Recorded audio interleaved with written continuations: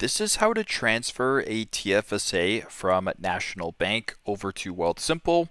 Once you guys open up Wealthsimple, go to the bottom and select the icon with the arrows pointing in opposite directions.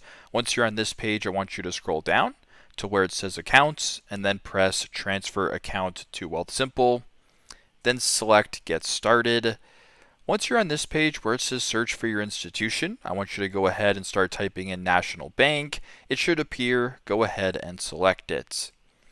Then on this page, you have to go ahead and select where your investments are being held at National Bank. So whatever option applies to you, go ahead and select it and then press on next.